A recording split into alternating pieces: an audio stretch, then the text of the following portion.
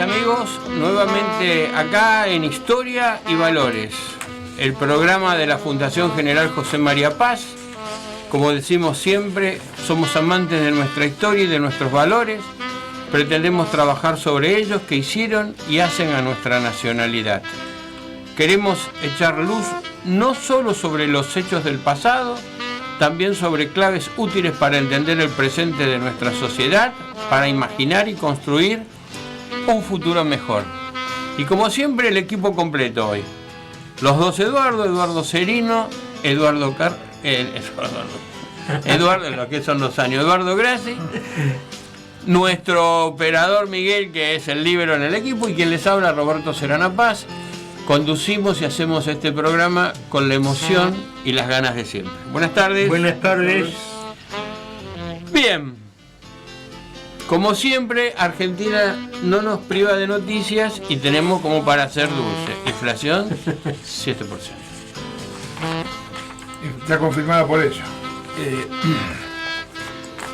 Ay Dios, 78% en lo que va del año. Del anual.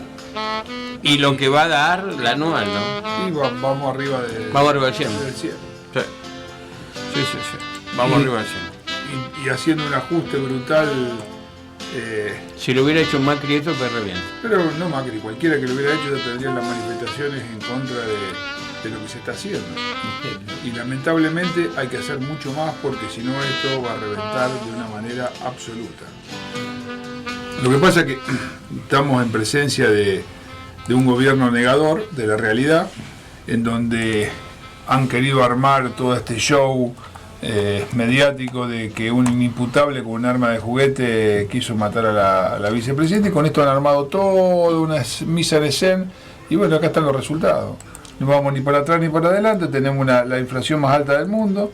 Y para desviar también la consigna de que lo están juzgando a ella. Bueno, pero por eso digo, es decir, todo esto es para ver si podían meter miedo, yo creo, sobre la Cámara para el momento de fallar. Es decir, claramente, y bueno, a ver, confesión de parte.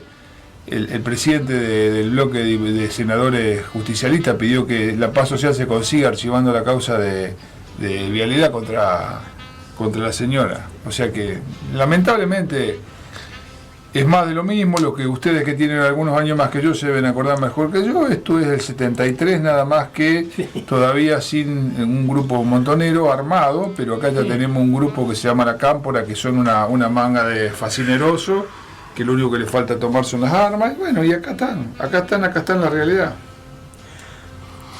Y bueno, hoy se va a presentar también Massa por el tema por el ataque. Dice que un tal Gastón Guerra,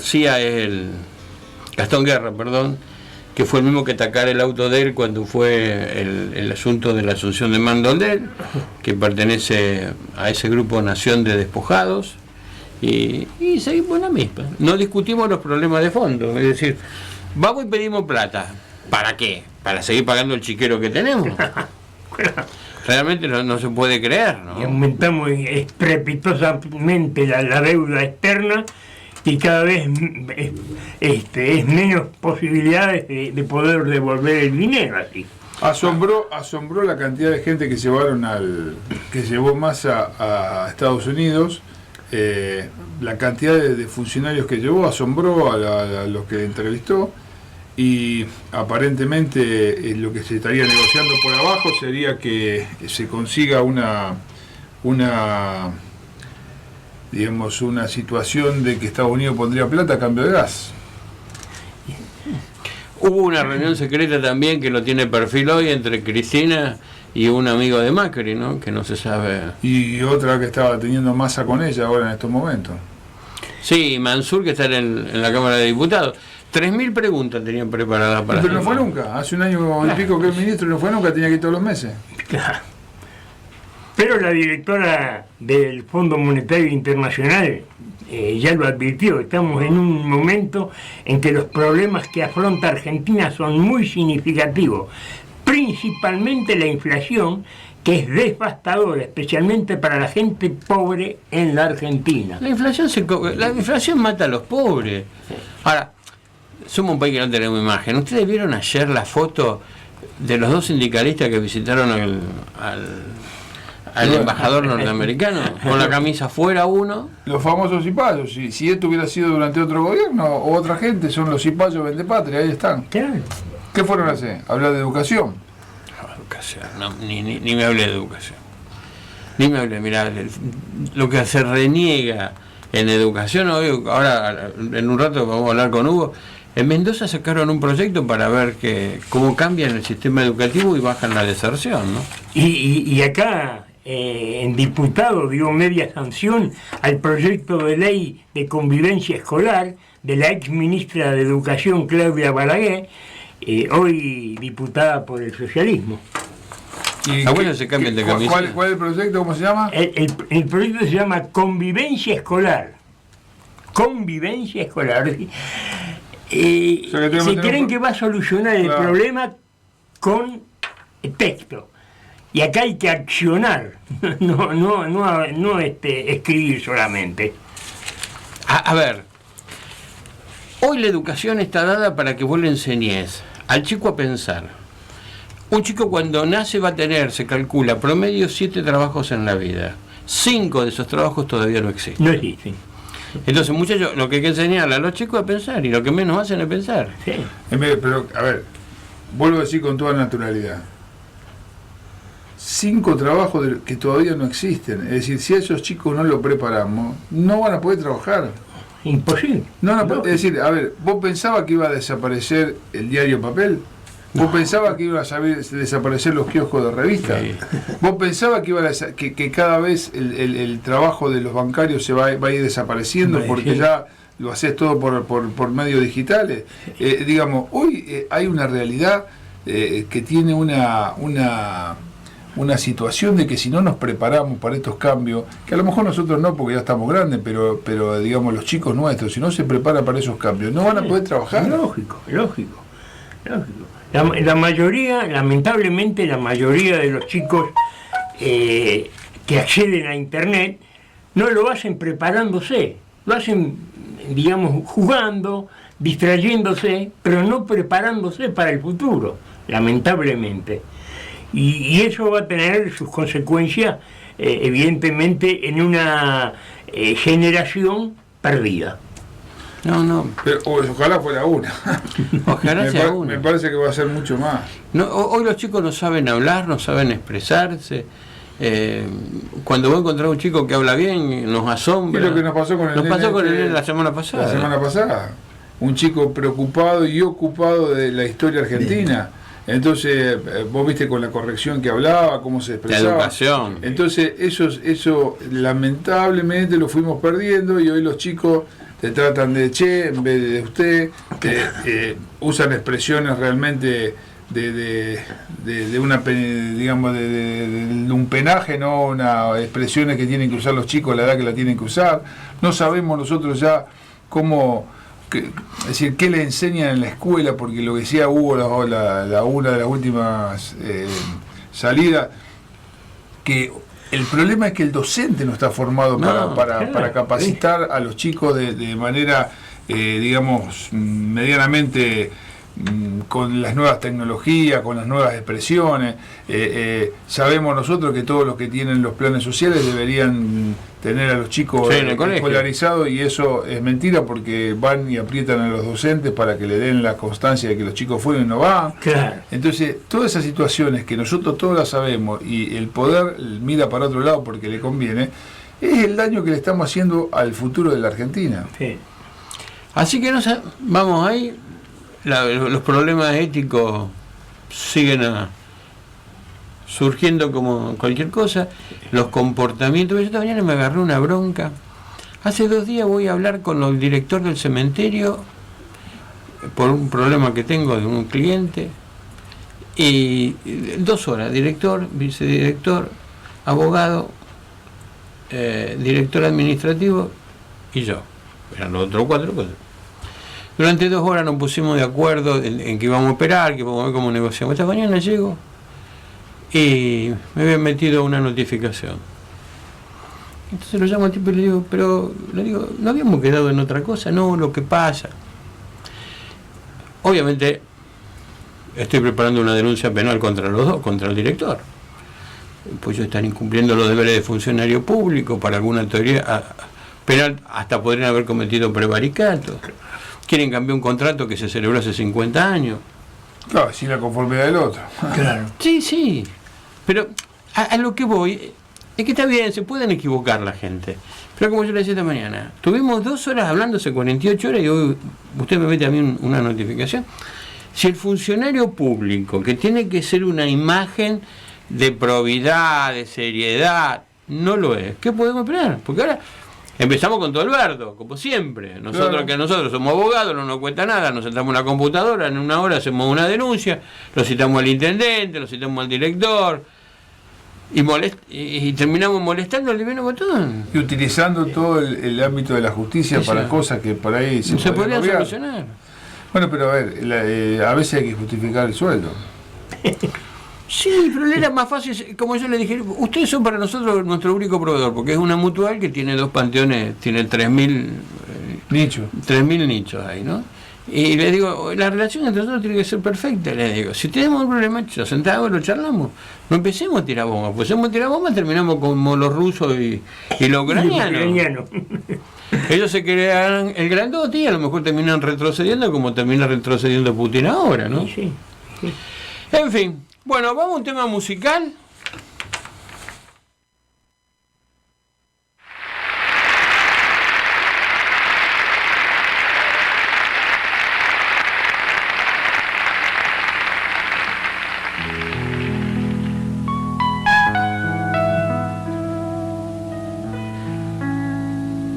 Este tiempo y este mundo que nos tocó vivir,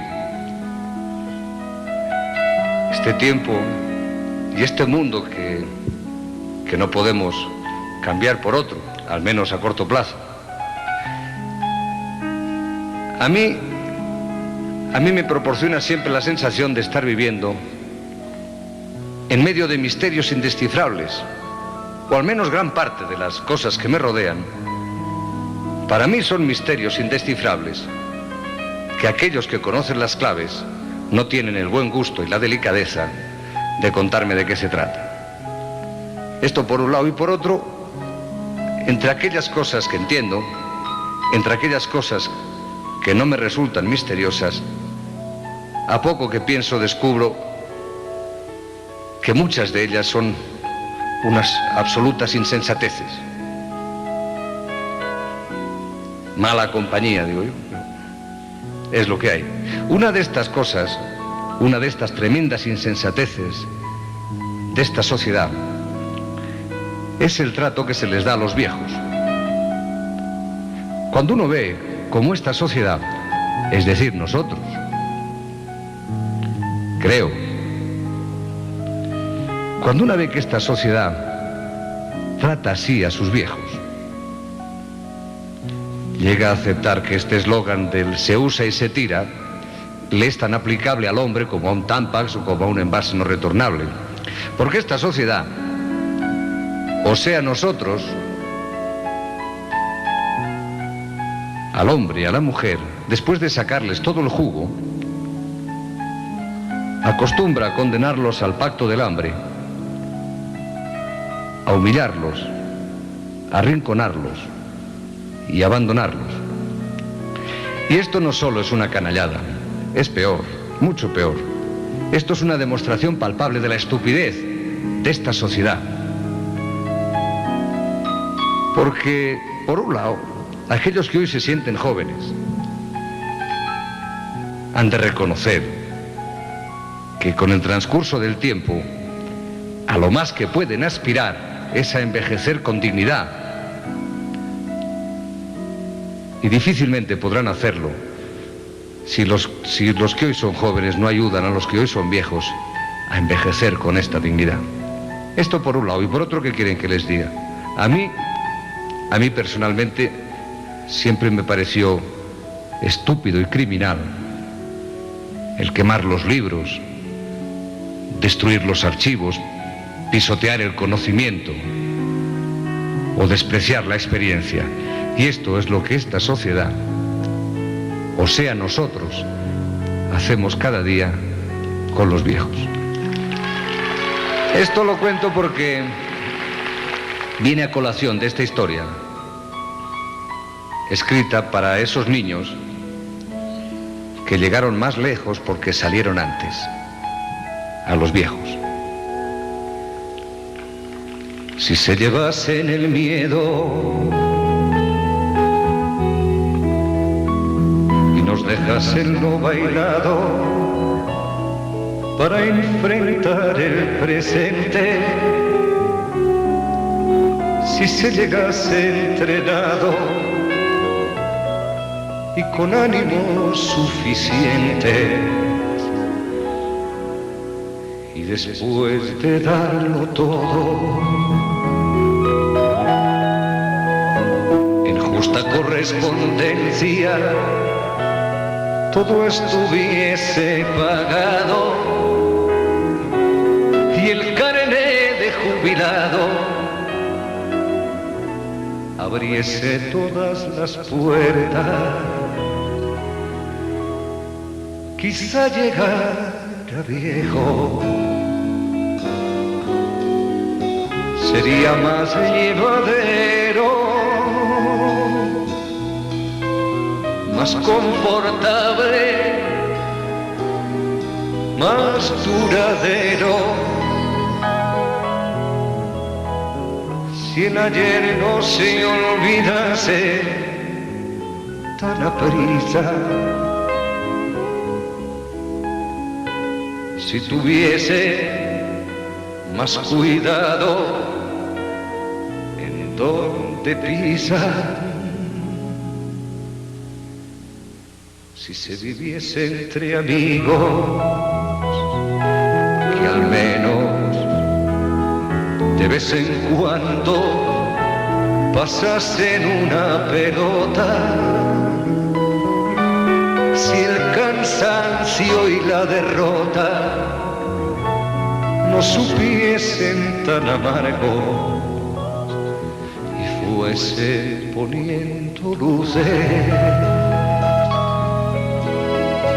en el camino a medida que el corazón se acobarda y los ángeles de la guarda diesen señales de vida, quizá llegara viejo, sería más razonable, más apacible, más transitable. Ay, si la veteranía fuese un grado, si no se llegase huérfano a ese trago, si tuviese más ventajas y menos inconvenientes, si el alma se apasionase, el cuerpo se alborotase y las piernas respondiese, y del pedazo de cielo que reservan para cuando toca entregar el equipo, repareciesen anticipos a los más necesitados, quizá llegara viejo, sería todo un progreso, un buen remate, un final con beso, en lugar de arrinconarlos en la historia, convertidos en fantasmas con memoria. si no estuviese tan oscuro. A la vuelta de la esquina, o simplemente si todos entendiésemos que todos llevamos un viejo encima.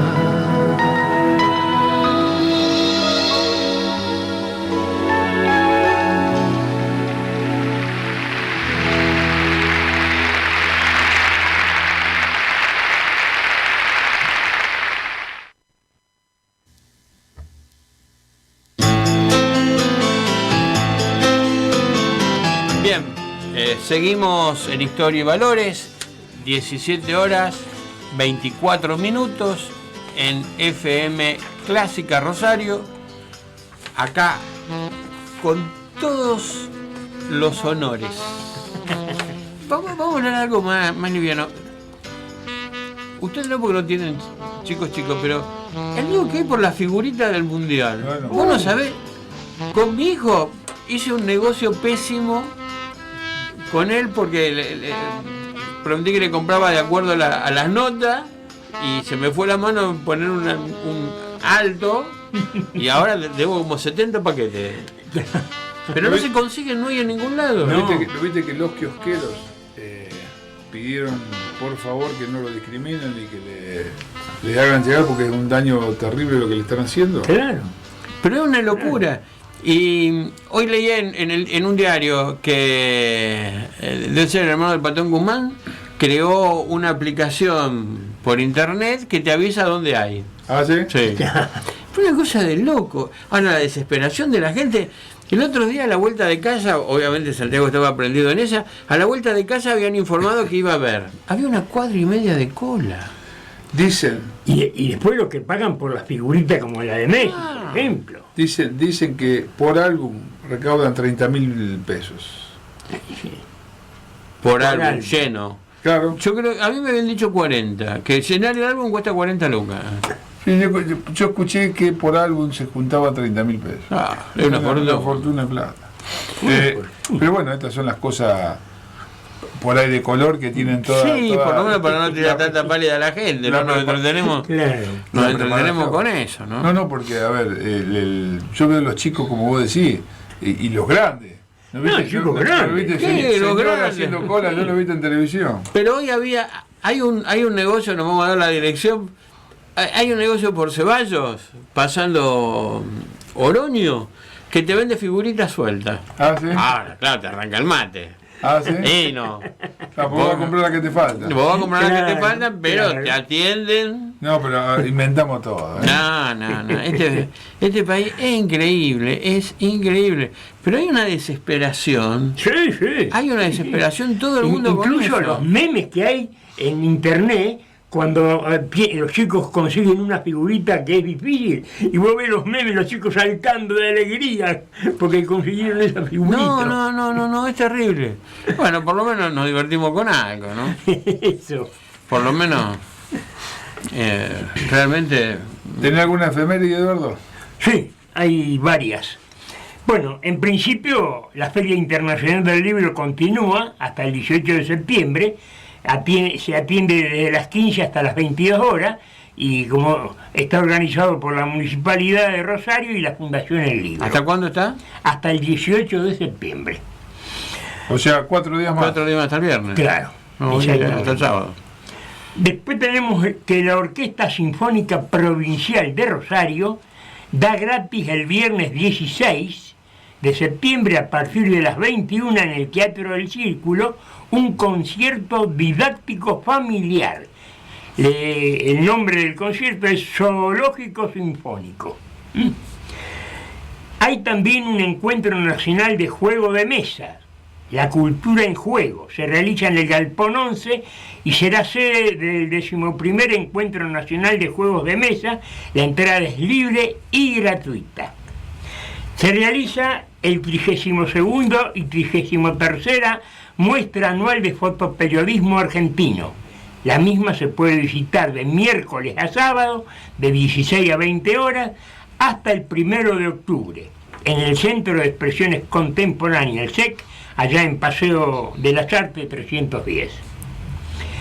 Hay también una muestra Pisar la Tierra, Mirar el Cielo en el Complejo Astronómico Municipal de Rosario, los sábados y domingos, de 16 a 18, en el hall de ingreso del planetario, con entrada libre y gratuita. Este fin de semana había un montón de gente. Sí. Yo pasé por ahí, estaba lleno de gente. Sí, lleno de gente. Sí, Sí. Y finalmente se realiza la 8ª edición de las fiestas Eslava de Rosario, el domingo 18 de septiembre a partir de las 12 del mediodía. Es lava. Es eslava. Las comunidades eslava que hay acá en Rosario, los croatas entre ellos, ¿no? Surgida por la amistad de los conjuntos folclóricos eslavos de la ciudad y organizada por los jóvenes de las instituciones con el apoyo y participación de sus centros culturales. En ella se incluye danza, gastronomía, cultura y otras actividades. Se desarrolla en el Centro Municipal Distrito Sur, Rosa Siperovich, de calle Uriburu 637. Esas son las actividades que hay de acá al domingo. Hoy murió Cavallo. Hoy murió Cavallo, exactamente. 87. Mira, pensé que era más grande. No, 87 ¿Cómo años, nos emocionamos? segundo campeón de peso mosca después de ahí, Pascual Pérez. Después Pascualito Pérez. Tenía Alzheimer, pobre. Hace la última década sufría de Alzheimer, lo despidió su hijo en las redes sociales de forma muy emotiva. Él llegó a ser campeón el 1 de marzo de 1966 en Tokio ante el japonés Kazushi Takayama. Le ganó. No vamos a hacer ningún chiste con eso. No. Le ganó por puntos, a pesar de que uno de los jurados le dio al otro. No obstante eso, ganó por puntos. ¿Cómo nos emocionó eso? Sí, aquella época. ¿Cómo nos emocionó eso? En esa época uno Yo me vivía. acuerdo que tenía acá en Rosario un restaurante en calle Mitre y San Juan. Por allí había un restaurante que era de él, de Cavallo. Íbamos a comer con unos amigos los días sábados. Hacían una entrada y un plato con milanesa que salía del plato, la milanesa tan grande que era. Era de Cavallo eso. No sabía que había tenido negocios acá. Negocios acá de Cavallo. Acá en Sí, Rosario. ¿me dejan volver a un tema? Dale. Sí.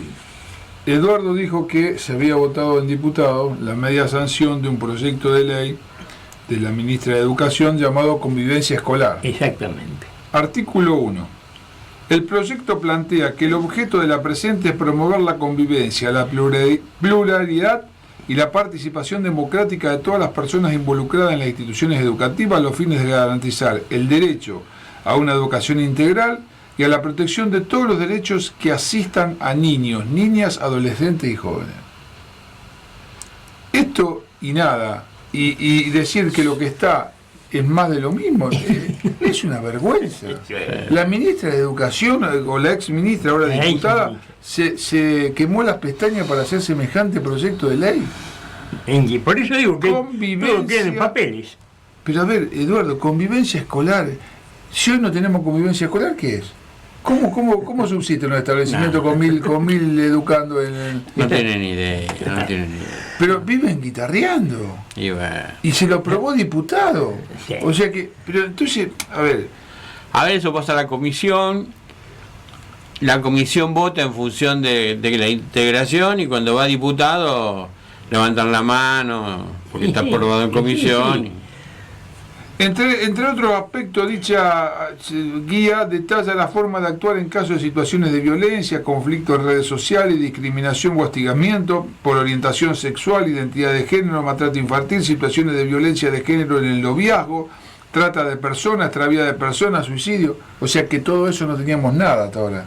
Lo que pasaba, no se puede creer. No se puede. Pero esto como me decía un gran político argentino, ¿no? Todo queremos, el tema es cómo. Claro. ¿Cómo lo hacemos? Pero estamos escribiendo un proyecto de ley sobre una situación que existe, Roberto.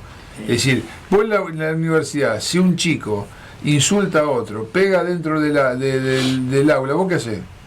O sea, o no sabes cómo procesar, espere que no tengo la ley de convivencia. Pero es una cosa, pero a ver, te toman de sonso. No, Le pagamos un sueldo a esta señora Balaguer, por el amor de Dios. Sí. No, es terrible. Lamentablemente tienen que presentar proyectos, entonces escriben y de esa forma quedan bien con la presentación de los proyectos, pero en la parte efectiva resulta que es la nada. No, es una cosa de loco. Es una cosa de loco. Y desgraciadamente... Bueno, pero a ver, muchacho, esto es más de lo mismo. Hoy juró un ministro de la Corte en Santa Cruz que no ejerce de abogado. ¿Escuchaste? Juró un ministro de la Corte Suprema de Justicia o el Tribunal Superior de Justicia de Santa Cruz, una persona que no ejerce la abogacía. ¿Y cuál es su antecedente? Ser amigo de Máximo Kirchner. Es decir, esto tomarnos de estúpido como este proyecto. Vamos a toda la estructura de las cámaras para que presentar un proyecto sobre convivencia escolar. Dejémonos de jorobar. ¿Para qué están los ministerios? Para armar un protocolo ante una situación Vos violenta. pensás que entre diputados y senadores tenemos aproximadamente 350. Hay tipos que no abrieron la boca nunca. Y no la van a abrir. Reutemann no abrió la boca nunca. Nosotros tuvimos un tipo que fue 12 años, me parece, 18, senador. ¿Reutemann? Sí. No, Dos periodos seguro. 2 periodos seguro. Déjame jorobar. Y Menem tampoco abrió la boca nunca. ¿Te acordás el día que lo llevaron a votar? Pero ni iba a votar el día que podía. Como que le pedía. Pero no, es una vergüenza. No, realmente estamos al horno. Y hay un montón de cosas que se podrían rever fácilmente. Yo digo, en la educación, enseñémosle a los chicos leer y escribir y comprensión de textos. Y después lo guiamos. Es decir, no podemos ya pedir física cuántica en su alto nivel. Cosas naturales. Sí, simples, sencillas. No. A ver, yo creo que lamentablemente lo que decimos todos los días y que nuestro amigo Pai lo reitera con sus micros, no hay posibilidad de salir de esto sin educación. No, ninguna. En ese aspecto. Ninguna. Imposible. Es la llave de todo. La educación es la llave de todo. Fíjate que Argentina creció cuando Sarmiento se pone al hombro el tema de educación y a partir de ahí hicimos todo el desarrollo cultural argentino. Claro. ¿no? Pero después... Y bueno, a ver, vamos a coincidir que no sirvió, pero por ejemplo, ¿te acordás que DECIBE había tratado de hacer el secundario por módulos, como para que los chicos, de acuerdo a la orientación que existiera, se fueran, llevando para un lado o para otro? Completarlo. Pero digamos, después no se hizo más nada, pero absolutamente nada. Nada. Lo que se hizo fue sacar las materias de fondo, entonces los chicos no saben geografía, no saben historia. No. Es lo mismo una capital del mundo que una capital de provincia, es lo mismo porque no lo saben. Yo veo que no aprenden a escribir, no aprenden a leer, no se les enseña el hábito de lectura. Entonces, todas esas cosas vos decís, a mí no me importa porque yo no tengo pibe. No, esto es las generaciones que nos van a gobernar, son las generaciones que nos vienen a por detrás y que nosotros... Mira, los que hemos sido docentes allá por la década del 80, descubrimos que a partir del año 1989 en adelante, cada vez la educación se fue bajando de un escalón. Estamos en el penúltimo escalón. Si llegamos al último escalón, lamentablemente ya no tenemos un concepto de educación como el que teníamos hasta el año 89. O sea, hasta el año 89 la educación más o menos se mantuvo, pero de los 90 en adelante empezó el desastre. Sí, una pendiente absoluta. Aparte, creo que no hay voluntad de los gobiernos de invertir en educación, porque como dice Roberto más de una vez, los presupuestos no son malos. El tema es que no se invierten como se debe. Lógico. Es decir, quizá en los cursos de formación de los docentes, quizá en el salario docente, pero no se invierte como se debe. Entonces, lamentablemente, al tener malos educandos, tenemos malos educadores. Fíjate de que en este momento se está haciendo en las escuelas, turno tarde, se está haciendo la evaluación de lo que presentó el gobierno en la provincia del aumento salarial.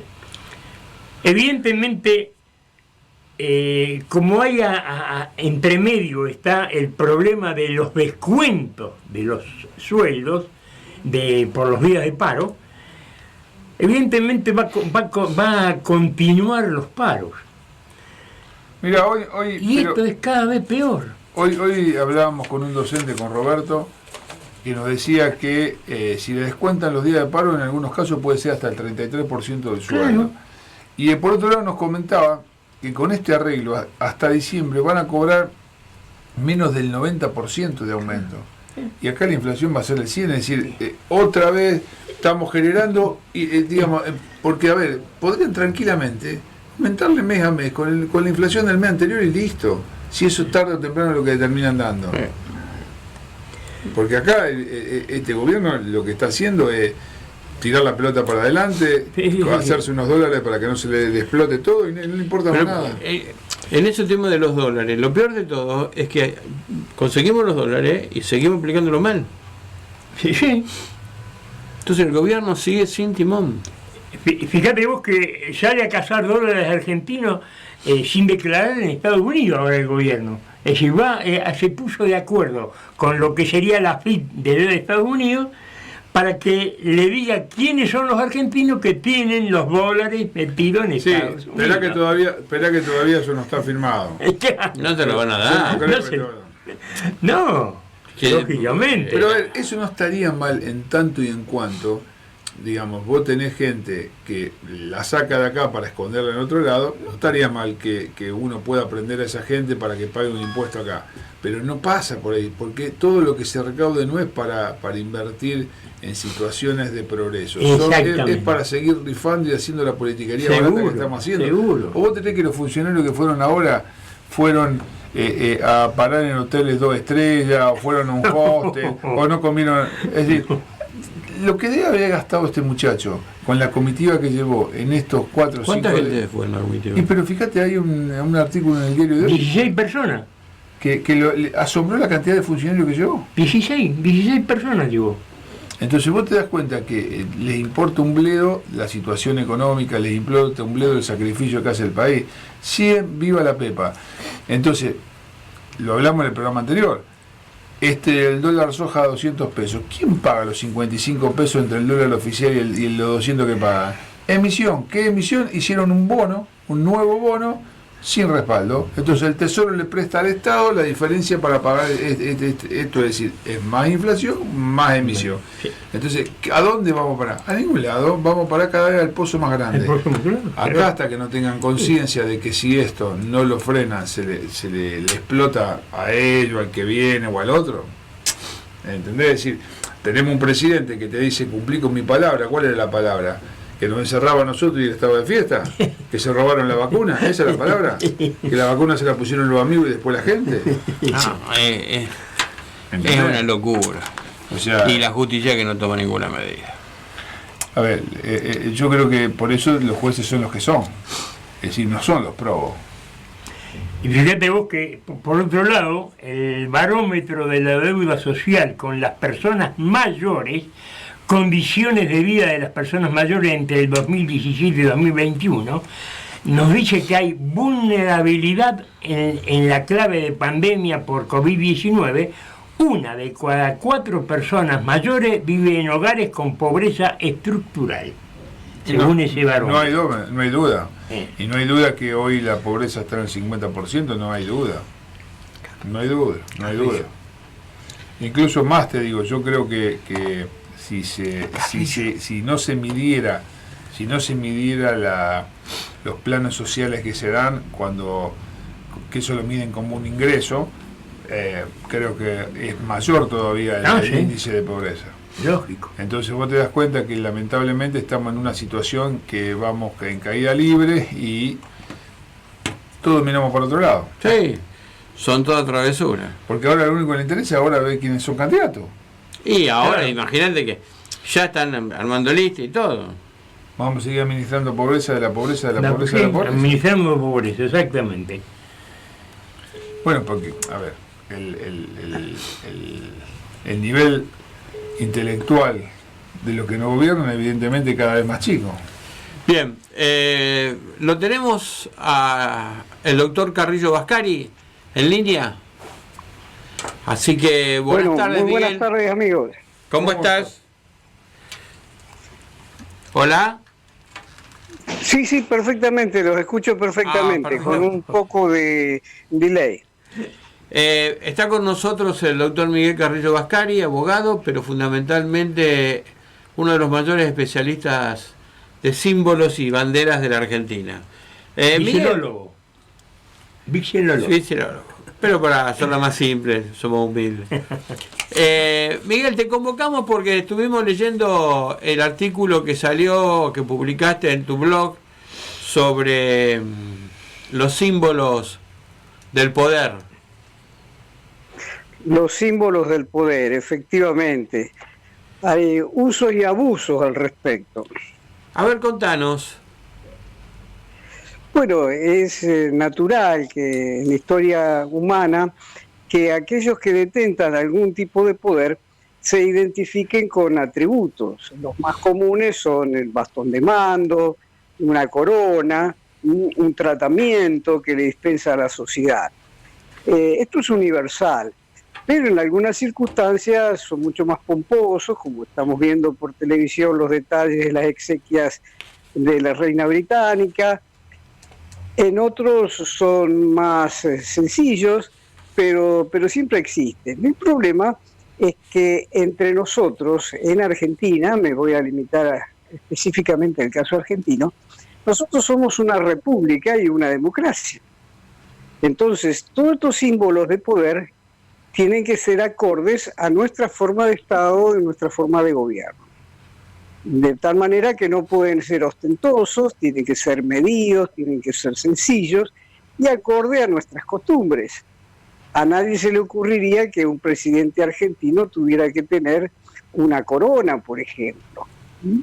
Entonces, en la historia argentina, los primeros atributos de poder que hemos tenido han sido las bandas que se cruzaban por sobre el pecho de los funcionarios. Y específicamente al artículo al que vos te refieres, alude a unas medallas de oro, por supuesto, que debían darse los legisladores, el director supremo, que era quien desempeñaba la presidencia, digamos, de nuestro país, en el año 1819, y los jueces, los miembros de la Corte Suprema de Justicia. Fíjate vos la paradoja que en aquel momento el Tesoro argentino no tenía fondos ni para pagarle las deudas que reclamaba el general Belgrano, y por otro lado estos señorones estaban votando en la legislatura darse medallas hechas de oro y con cordones de plata y otras delicadezas. Y a ver, ¿qué simboliza el bastón o la banda presidencial, digamos? ¿Cuál es el símbolo que tienen esos atributos? Sí, básicamente es una distinción a través de estos elementos, por lo cual se señala a la población general que quien la ostenta ha recibido un mandato, ya sea por obra de Dios en las monarquías o por voluntad del pueblo en las democracias, y de esta distinción surge o debería surgir un respeto, un cuidado, para que el funcionario pueda justamente desarrollar adecuadamente su función sin mayores obstáculos. El gran problema es que somos humanos y de carne somos. Encontramos que este tipo de atributos se utilizan habitualmente según se conjuga el verbo chapear, como decimos los argentinos.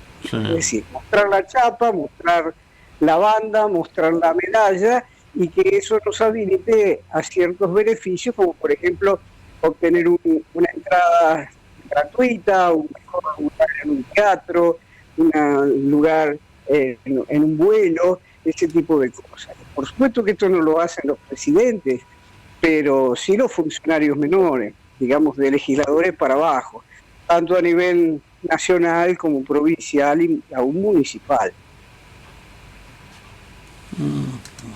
¿Y hay una legislación especial sobre todo esto, Miguel? Sí, hay normas que establecen este tipo de atributos, pero en algunos casos la norma es superada por la realidad.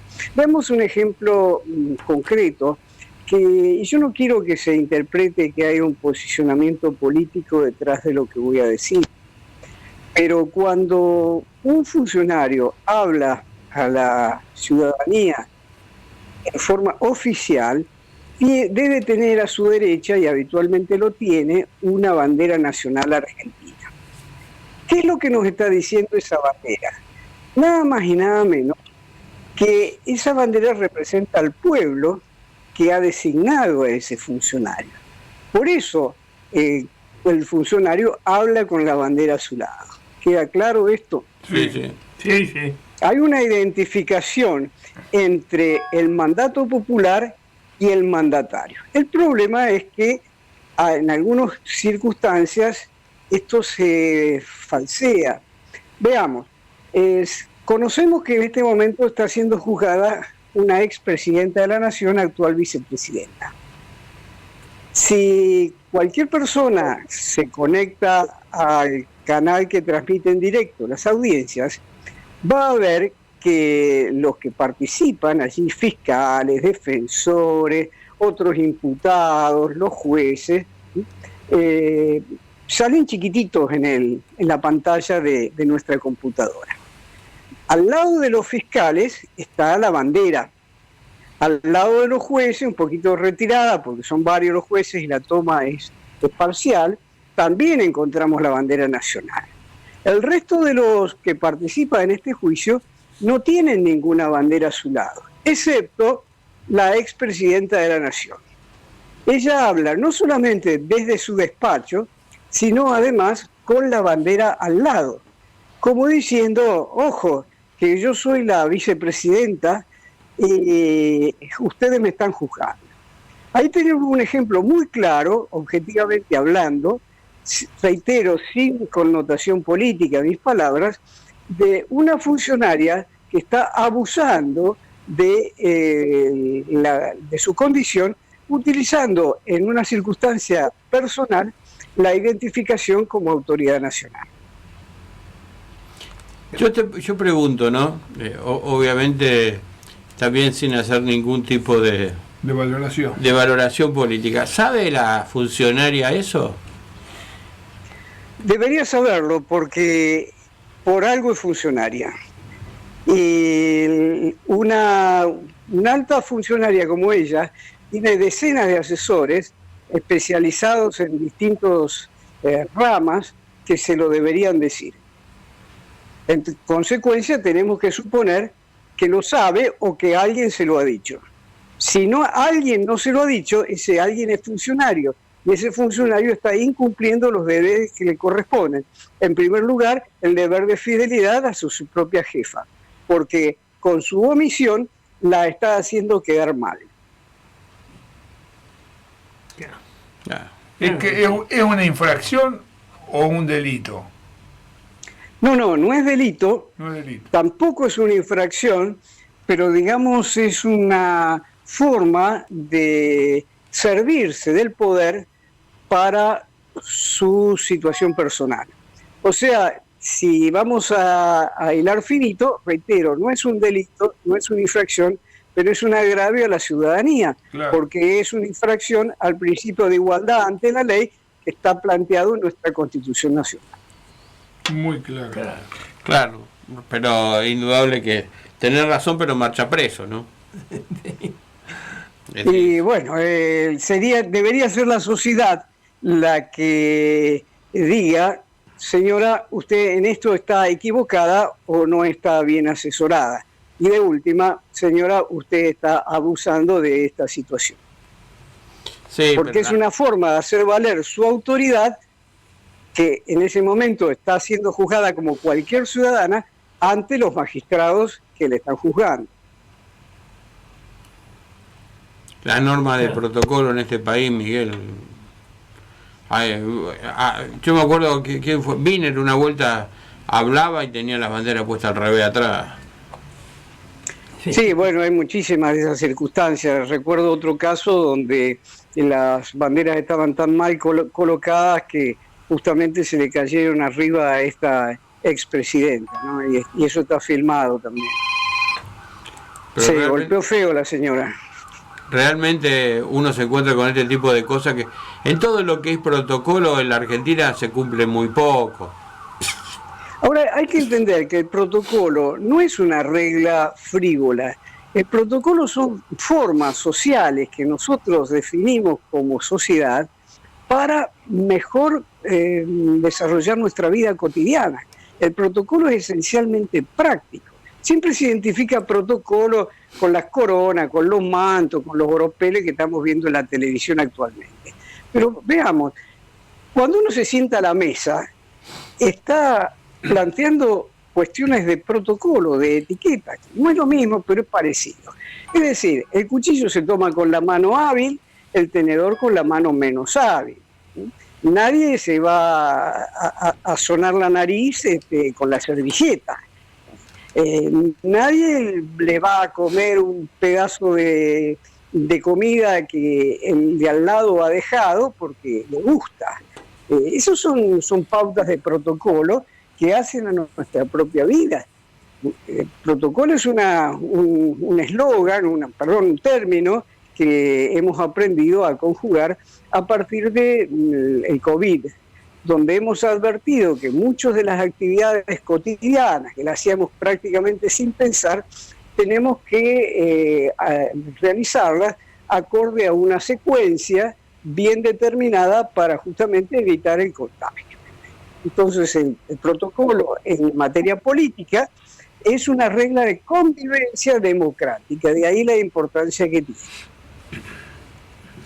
Mira, no, es fundamental. Ahora, cuando uno ve todo el tema de Inglaterra, a mí, como mucho que le gusta, realmente uno dice, pucha, ¿por qué no podremos tener en la Argentina el cumplimiento de las normas de etiqueta o protocolo como corresponde?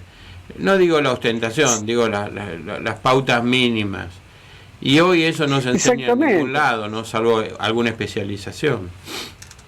Sí, tengo referencia que en Europa un ministro de gran importancia de medio ambiente fue obligado a renunciar por presión de la opinión pública por el simple hecho de que tenía un auto de conexión cuyo motor de combustión era especialmente contaminante. Como él no quiso desprenderse del auto, la opinión pública generó un malestar que lo obligó a renunciar, porque, reitero, este hombre no quería perder el auto. Hasta ese detalle lleva la vigencia de los principios democráticos, los principios del protocolo, del orden social en otros países. En cambio acá, a la que te criaste, total, más sí, lo hacemos así, no me vengas con cosas raras, y así no. Hoy comentábamos al comienzo del programa cómo fueron los dos sindicalistas a ver al embajador norteamericano, ¿no? No sé si viste la foto en los diarios. Son detalles que eso incide en el ánimo del interlocutor extranjero frente a las demandas que nosotros le queremos llevar. Si vos vas a invitar a una señorita que te interesa, no te vas a ir con la ropa sucia, con alpargatas desflecadas y mondándote los dientes, ¿no es cierto? Querés impresionarla adecuadamente.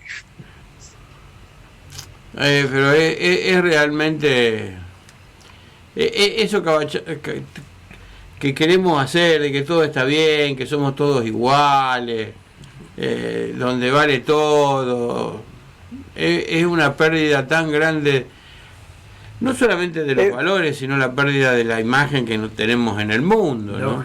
Lógico. Uno ve... Sí, porque la famosa frase que suele decir la señora Mirta Legrand, que como te ven, te tratan. Claro. En este tipo de nivel, donde hay intereses importantísimos del país en compromiso, las normas de convivencia, las normas de protocolo, reitero, tienen su importancia. Entonces, si vamos al deporte, un deportista, un jugador de fútbol, supongamos ahora que vamos a jugar el campeonato mundial,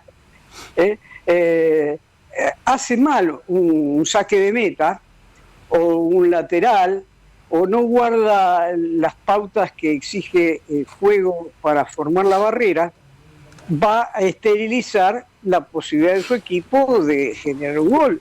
Y ahí le va a reclamar todo el país por haber desperdiciado esa posibilidad. Lógico.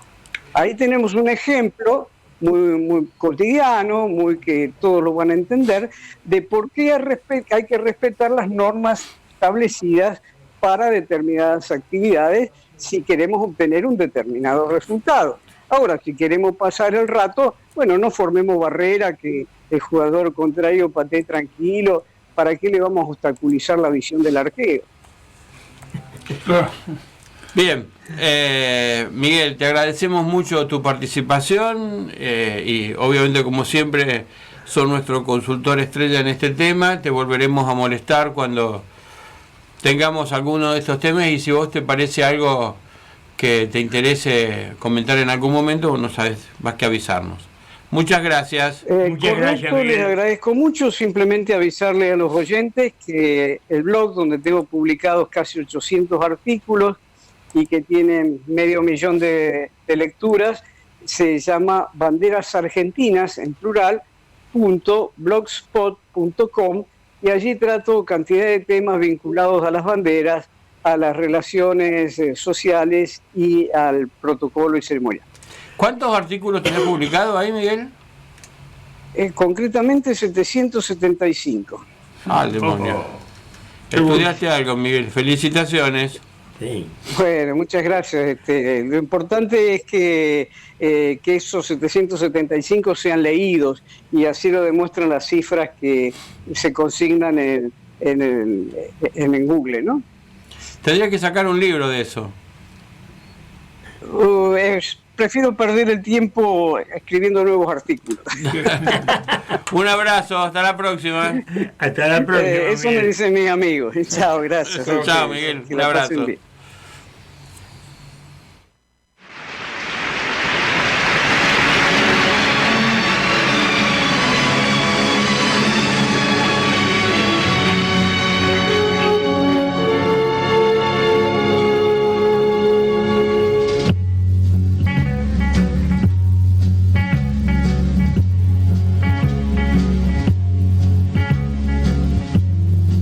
Balada değil istedim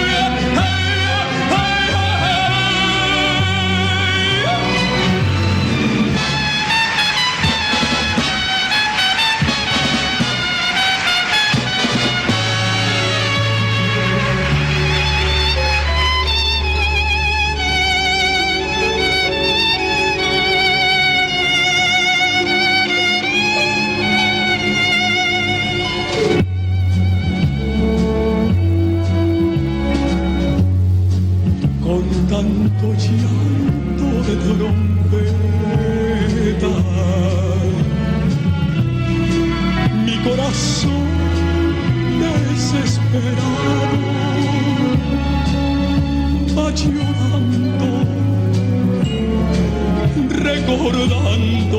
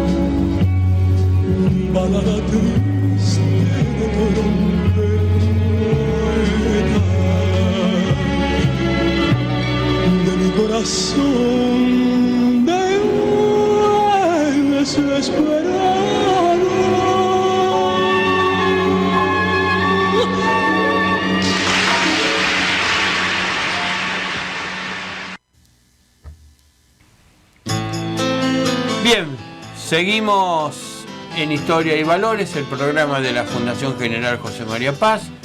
16 horas 5 minutos. No, 18 horas, perdón, 5 minutos. Más se pone alguno de un infarto. Sí, alguno de un infarto.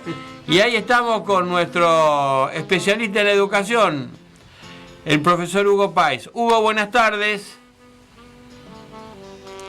Espera que no te escuchamos. Ahí está. Buenas tardes. Ahí está, perfecto. Ahora sí. Ahí, pero ¿Cómo están ustedes? Muy bien. ¿Cómo Muy andan? bien, ¿Cómo andan Hugo. ustedes? Vivimos en la Argentina, Bueno. Hugo, ¿cómo podemos estar? Bien, Por bien. eso. Yo siempre, así me estén pisando los talones, yo siempre digo bien porque la esperanza es lo último que se pierde. Pero por supuesto. Entonces, Por supuesto. por sobre todas las cosas, yo la sostengo la esperanza. Y eso, no sé, es una cosa de la cuna, de la casa. Que Fue esperanza uno y ya lo caridad. trae y no se evita. ¿Saben qué? Hoy quería charlar de lo siguiente, a ver si les parece. Hoy, en estos días, se aprobó a nivel de la Cámara de Diputados de la provincia de Santa Fe un reglamento que tiende a regular la vida en convivencia en los establecimientos educativos. Sí, señor. Estuvimos Ahora hablando de pasa eso. Media sanción tienen. Claro, ahora pasa al Senado. Hoy a la mañana le escribí a la autora, que es la ex ministra de la provincia, Claudia Balaguer, y le digo que me parecía bien lo propuesto, en tanto suponía no solamente deconstruir, como dice Derrida, sino volver a construir cuestiones que son fundamentales en esta sociedad. Y yo me marqué algunas cosas, ¿no? Porque plantean que quieren construir caminos de vínculo que deben reconstruir la sociedad.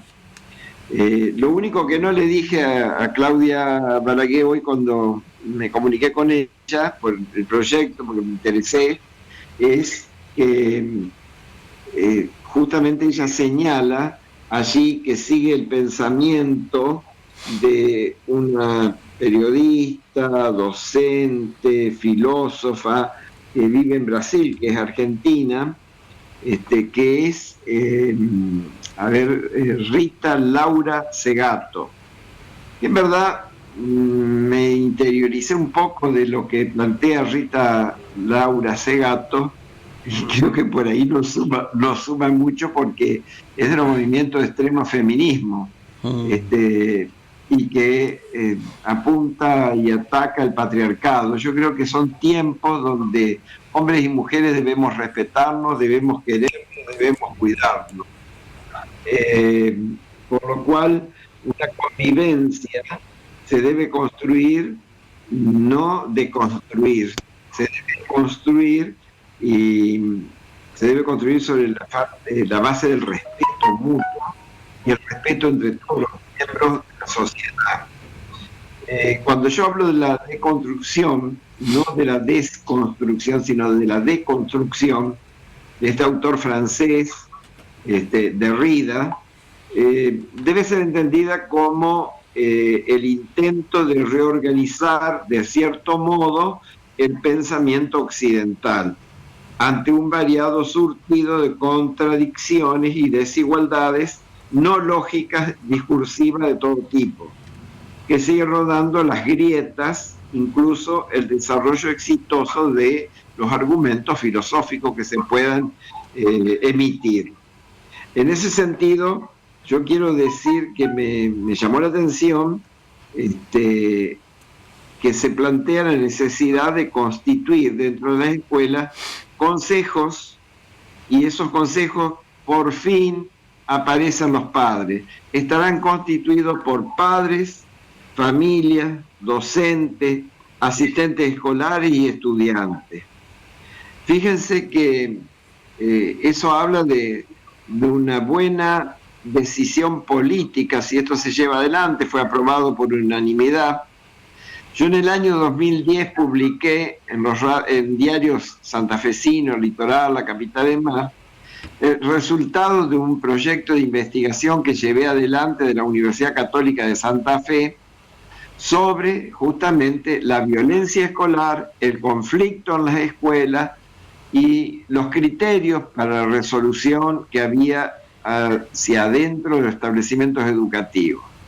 No siempre esto fue tenido en cuenta. Por fin veo que alguien ha tomado en cuenta la necesidad de regular el modo de convivir en las instituciones educativas, porque mucha de la violencia que vivimos en la calle y que vemos todos los días cotidianamente, cómo se multiplica, tiene que ver con lo que la escuela deja de hacer. No sé si me van siguiendo. Sí. La pregunta, ¿es necesario regular la convivencia? De hecho que sí, que son normas que tienen que haber. Fíjense que, por ejemplo, la escuela ha sido vaciada de normativa.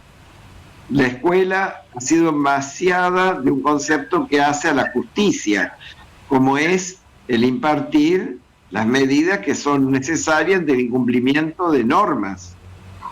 Es decir, hoy día eso no existe más, el tema disciplinario.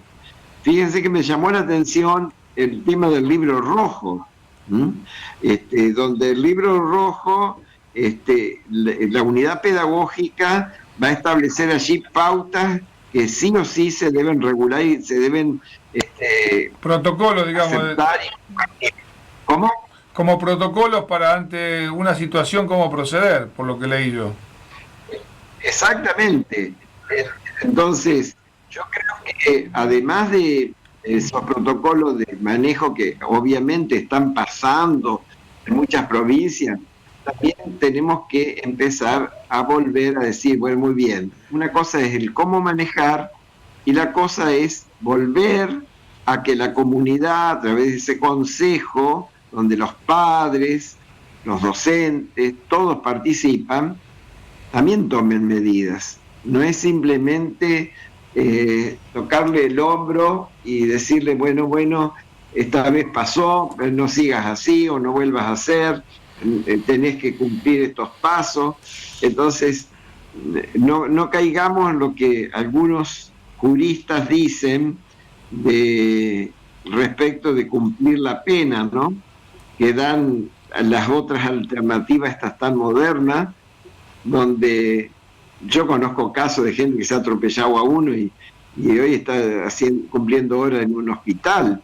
Es decir, que va y cumple como colaborador. Es decir, esto le llaman ustedes en la justicia, tiene un nombre, ¿no? Sí, tal cual, ¿cómo se llama? La probation. Claro, entonces no podemos caer en eso en la escuela, porque vamos a ir acostumbrando y enviciando. Hay un gremialista, no voy a nombrar el gremio, que se excede totalmente y con las amenazas y demás, y en los juicios donde le sale la sanción, sale con probation, y al tiempo vuelve a amenazar a la directora de un hospital, por ejemplo. Claro. Entonces, yo quiero que también se madure muy bien, que en el ámbito escolar, es decir, podemos tener tolerancia, podemos tener paciencia, pero por sobre todas cosas hay que tener respeto mutuo. Entonces, ese respeto, si no se cumple después de un tiempo que uno ha dado de tolerancia, y tiene que tener una sanción que sea ejemplarizadora. Esa es la parte que no he visto, no conozco en esto, y menos pienso que si siguieron a Segato, a Rita Laura Segato, fíjense que ella habla de la contrapedagogía en uno de sus libros.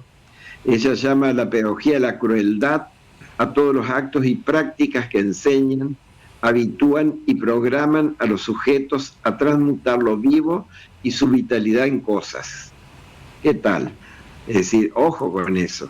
La contrapedagogía de la crueldad tendrá que ser una contrapedagogía del poder y por lo tanto una contrapedagogía del patriarcado, porque ella se contrapone a los elementos distintivos del orden patriarcal. Claro. Mandato de masculinidad, corporativismo masculino, baja empatía, crueldad, insensibilidad y burocratismo.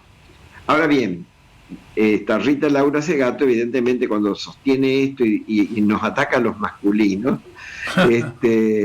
se olvida que el 98% de la planta docente de los establecimientos educativos, ¿de qué sexo son? Femeninos, claro. No son masculinos. Claro. Históricamente, la docencia ha tenido un fuerte poder feminista. Entonces, no sé hasta qué punto sería prudente sostenernos desde ahí. Son cosas que yo creo, no las quiero dejar pasar por alto, porque creo que esto es necesario en la medida que han aprobado y que ha sido por unanimidad, salvo esta artista que está por un no es artista tampoco, ya no sé ni lo que es, una que está de diputada, creo que es Rosarina, que trascendió al estrellato cuando se metió en un hotel, qué sé yo. Bueno, hoy es diputada, ella no votó esto. Sí. Ya sé, te refería a Granata. Exacto. Sí, la verdad que, es decir, uno tiene que ser coherente con sus caminos y sus trayectorias. Y no es porque me acosté a dormir, me levanté mejor. Entonces, yo puedo disentir con una amiga como es la ex ministra, en el sentido, digamos, de que la nombre a la Rita Segato, porque la Rita Segato evidentemente tiene una postura muy ultra, que no integra, claro. Y sin embargo la ex ministra integró y ha hecho un planteo y un proyecto interesante, muy valioso, que no porque yo lo haya investigado y publicado en el año 2010, hace 12 años, sea bueno. No, es bueno porque estamos viendo los niveles de crueldad y de violencia que hay en la calle. Ayer, sin ir más lejos, veía que alguien entraba a una casa, el hijo le esperaba en la puerta y detrás apareció uno con una pistola amenazando. Es decir, ese nivel de violencia se corrige con más formación, con más educación, con más compromiso por parte de todos. Y no me digan ustedes si los docentes no están preparados. ¿Por qué? Los docentes forman parte, al decir de Milei, de una casta, pero no de una casta política, sino de una casta empobrecida, y que debemos prestarle atención. Hay que ayudarlos a salir adelante, hay que ayudarlos y acompañarlos en lo que no tienen. Un docente que quiere especializarse en este país tiene que pagar, vamos a decirlo claramente. ¿Por qué? Porque hasta en lo público hoy se pagan los doctorados, se pagan las especializaciones. Estas son las cosas que a veces la gente no habla, no dice, y tenemos que decirlo. Es decir, uno para hacer un doctorado tiene que pagar, porque obviamente los especialistas son contratados, no están en la planta funcional de una universidad. Es decir, cosas que a veces graciosamente decimos, pero ¿cómo? En el Estado. Sí, esto pasa en el Estado. Tenemos que decirlo así. Sí, a ver, creo que es verdad, es un mensaje que hay que transmitirlo de esa manera, porque nosotros estábamos conversando acá en la mesa que, digamos, el proyecto en sí, leímos el artículo 1 y en base a eso, bueno, la conclusión que teníamos es que es muy ambiguo, que digamos, creemos que no hacía falta un proyecto de ley para que un ministerio como el de Educación pueda tratar de regular los comportamientos entre docentes, los alumnos, los no docentes. Ahora, vos estás dando una explicación un poco más abarcativa y quizá esto, sabiendo un poco los fundamentos del proyecto, quizás ahora uno lo ve como más necesario, ¿no? De hecho que es necesario. De hecho que el Ministerio de Educación no tiene que hacerse a un lado de la situación de violencia que circulan diariamente videos de lo que pasa en las escuelas. Y esos videos donde no son los, voy a decir una palabra para algunos grosera, pero es del lenguaje lunfardo, los machos, los culpables de lo que pasa entre niñas que se mechean en la escuela. Claro. Y esos videos salen hoy día con la tecnología, circulan rapidísimo. Sí. ¿Qué es lo que digo yo? Bueno, seamos sinceros y empecemos a mirar qué es lo que está pasando en el interior de los establecimientos escolares, y la necesidad de tener normas, porque en un momento se llevó a confiar, por decirlo de alguna manera, en las instituciones todo, en la autonomía de las instituciones. Y ahí aplicaron la deconstrucción. Ahora es hora de construir, y yo creo que un régimen de convivencia pautado, bien definido y bien claro, aparte en pocos artículos, que para mí es la mejor norma cuando tienen pocos artículos. No sé qué dicen ahí los abogados. Sí, verdad. Sí. Cuanto más conciso, mejor. Sí. Si yo siempre digo que la ley Avellaneda de creación de las universidades tenía 3 artículos. Claro. El esencial era créase la Universidad Argentina. El segundo, una cuestión de forma, y el tercero, de forma puro. Y eso tiene que ser así. Es hora de que empecemos a no chacharear tanto e ir al grano de los problemas que tenemos en mano y tenemos que hacerlos cargo. Claro.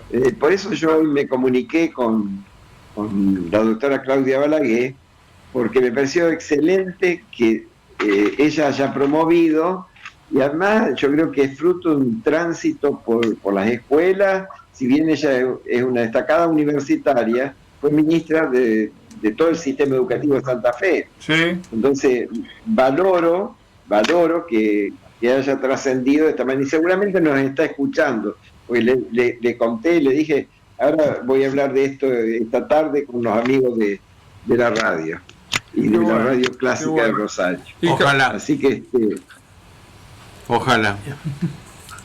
Bueno. Bien. Qué bien se los ve a ustedes ahí. ¿Qué? Qué bien que se nos ve acá. Anda al oculista, Hugo. Estoy con los anteojos de leer. En fin, luchando por lo que creemos y sumando gente como vos que nos acompaña y nos ayuda. Yo los tengo que felicitar por el acto en el Monumento a la Bandera. Gracias. En un aniversario más. La verdad me emocionó verlos y oír eso. Nos hizo tomar frío el amigo Serana. Así Estaba fresco, estaba lindo para estar al lado del río. ¿Sabés el frío que hacía el otro día? Un viento había. Viento, sí. Pero y bueno, todo es cuestión sea. de abrigarse. Sí, sí. Estamos viejitos. Me parece que Serana le gusta cuando íbamos a la escuela, en séptimo grado, pantalones cortos y medio 3/4. Y los curas nos tenían así. Hoy Sí. los chicos piden calefacción en las aulas, Sí, por favor. calefacción, los curas te pegaban un castañazo para darte calefacción. Bien, Hugo, nos vemos la semana que viene, ¿te parece? Bueno, nos hice divertir un poco, aparte Sí. de decirle que tenemos por ahí una Rita Laura Segato, que la respeto como intelectual, pero disiento con su modo de contenido. vernos a los hombres. Bien, hasta la semana que viene. Hasta la semana que viene, Hugo. Gracias por estar siempre. Intentaremos comunicarnos. Voy a andar por Salta la semana que viene. Nos contaste que te ibas en el previaje, sí señor. Los pobres nos Aprovecha. quedamos acá comiendo. No me tocó el previaje. ¿No te tocó? Porque, No. no, porque recién sale para octubre, noviembre. Pero bueno. Tómate unos lo vinos por lo menos. importante- Bueno, que pasen bien. Gracias, un abrazo. Un abrazo, Hugo. Hasta la semana que viene.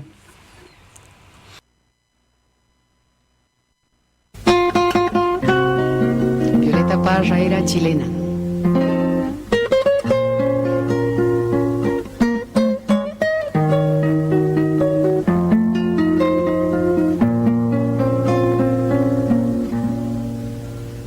Gracias a la vida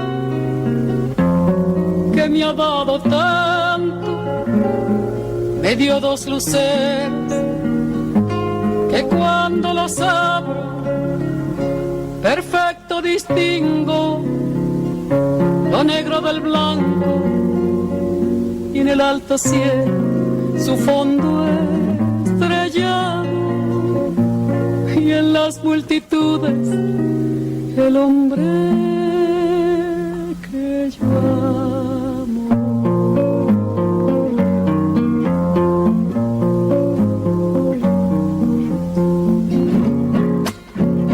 Gracias a la vida que me ha dado tanto, me ha dado el sonido y el abecedario, con él las palabras que pienso y declaro, madre, amigo, hermano, y luz alumbrando la ruta del alma del que estoy amando.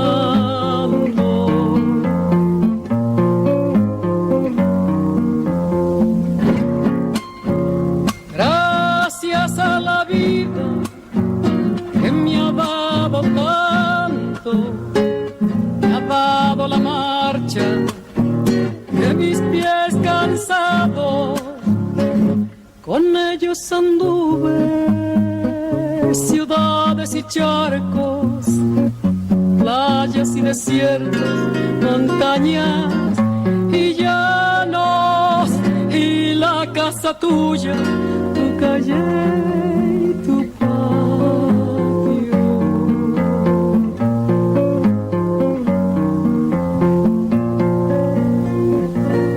Gracias a la vida que me ha dado tanto, me dio el corazón que agita su marco cuando miro el fruto del cerebro humano, cuando miro el bueno tan lejos del malo, cuando miro el fondo de tus ojos claros.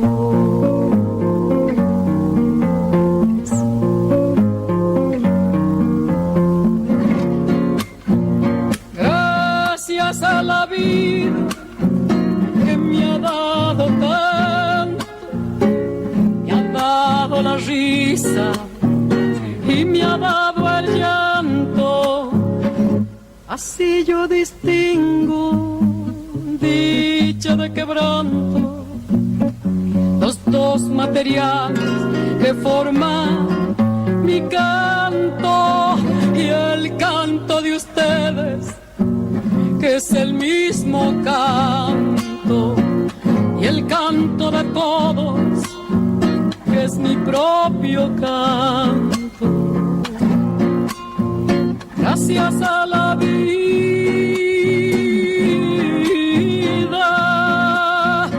gracias a la vida,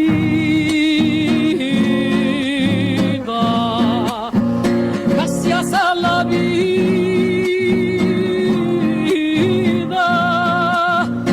gracias a la vida.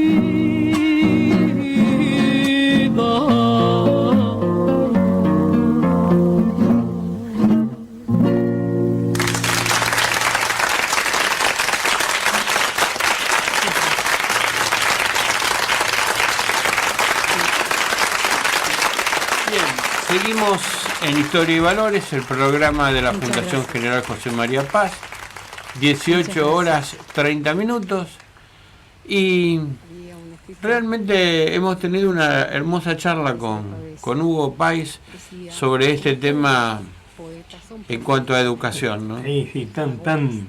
Ojalá tuviéramos mucha difusión de todas estas reflexiones, que se pueden encontrar en YouTube, ¿no? Están cargadas en YouTube, así que quien las quiera repetir o las quiera transmitir a terceros lo puede hacer sin problemas porque están debidamente cargadas. Claro. También están en nuestra página, ¿no? Ahí también están ¿Cómo en nuestra página de...? Entonces es www.fundación-medio geral, de general, la abreviatura, _medio org. Paz. .org. Y ahí entran en la página de la fundación. Perfecto. ¿Lo tenemos ya, Adolfo? Está con nosotros nuestro especialista en historia, Adolfo Storni, quien nos habla siempre de alguno de estos hombres que hicieron a nuestra nacionalidad. Adolfo, buenas tardes. Hola, buenas tardes, ¿cómo están? Bien, ¿cómo estás vos? Bien. Perfecto, muy bien. Te escuchamos muy bajo. A ver si podemos ahí levantar se escucha, un poco el ¿me escuchás mejor? Sí. Ahí está. Hola. Ahí está, yo lo escucho bien, ¿eh? ¿Me lo escuchas Sí, bien? ¿Se Listo. escucha bien? Ahora perfecto. Ahora sí. Bien, como siempre esperando tu reflexión. ¿Quién es nuestro prócer de hoy, Adolfo? Bueno, nuestro personaje de la semana es Lucio B. Mansilla. Lucio Victorio Mansilla, nacido el 23 de diciembre de 1831, era hijo de Lucio Norberto Mansilla, militar que participó en la Guerra de la Independencia, la Guerra del Brasil, y después como militar de Rosas tuvo la participación tan destacada en los combates de la Vuelta del Obligado contra la invasión anglo-francesa, y su madre era Agustina Ortiz de Rosas, que era la menor de los 18 hermanos, que era la hermana menor de Juan Manuel de Rosas, que era el gobernador de la provincia de Buenos Aires, ¿no? Uh-huh. Él tiene una niñez y una adolescencia difícil, ya tenía muchos problemas de conducta, anduvo por varios colegios, y lo enviaron a disciplinarse con su tío Gervasio Ortiz de Rosas, que era un tipo bastante seco y duro, que casualmente es el mismo lugar donde también habían enviado a hacerse hombre a Bartolomé Mitre, con la diferencia que a Mitre Gervasio lo devuelve a los padres porque decía que lo único que hacía el chico ese era leer y no era bueno para las tareas de campo. La cuestión es que también desde chico aprende el idioma francés y le gusta la literatura, empieza a leer los clásicos. También trabajó con un pariente en un negocio de importación y exportación, que ahí lo manda la madre para también que aprenda a tratar a la gente y a ser humilde. También trabaja en una época con el padre en un saladero que tenía en San Nicolás, donde también era comandante, digamos, de la frontera norte, y también siendo un adolescente tiene una aventura amorosa y decide escaparse con una francesa llamada Pepita, que hacía sombreros, una sombrerera, y cuando están intentando fugarse en un barco hacia Uruguay, lo detiene la policía de Rosas, lo devuelve a sus padres y bueno, ahí se da cuenta que tenían que hacer algo con el hijo, que era bastante inmanejable, y el padre también preocupado por ciertas lecturas que tenía. Hay una anécdota muy famosa que lo encuentra leyendo el contrato social de Rousseau y le dice al hijo, en este país es muy peligroso ser sobrino de Rosas y leer a Rousseau. Entonces, bueno, lo envían a un viaje de negocio con una misión de comprar té, especias, telas, etcétera. Y bueno, la cuestión es que posiblemente sea el primer argentino que anda en lugares tan remotos como la India, Egipto, el Imperio Otomano, estuvo en Constantinopla, después pasó por Roma, París, Londres, Edimburgo. Y ahí tiene toda la misión que le dieron de hacer negocios. Él se patina todo el dinero. Y estando en Londres se entera del levantamiento de Urquiza y temiendo, digamos, por la vida de su familia, decide volver. En Londres hay una anécdota bastante graciosa. Él consulta a un frenólogo, que era un especialista que te medía la cabeza, los huesos, etcétera, y de la contextura, digamos, del cráneo, te hacía un diagnóstico. Y el diagnóstico que le hace a Mansilla era que era demasiado permeable al influjo ajeno. Entonces él, a partir de ese día, decide destacar su presencia mediante una indumentaria lo más extravagante posible, ¿no? Entonces, cuando vuelve a Buenos Aires, vestido a la moda, con una levita y un sombrero de punta, bueno, totalmente distinto como era la vestimenta rosista o federal, se preocupa mucho por su familia.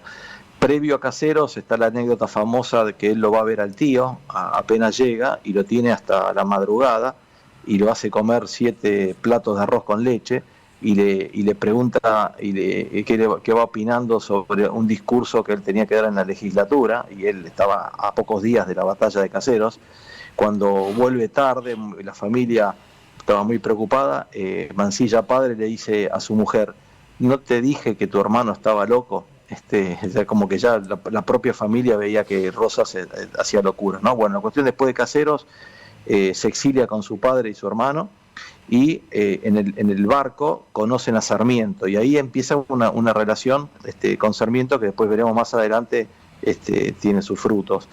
Estando en París conocen a una española que se llama Eugenia de Montijo, y se dice, y esto lo cuenta en varias anécdotas y en sus libros, que ellos se la presentan al futuro Napoleón III, ¿no? Ellos participaron en concertar, digamos, esa pareja.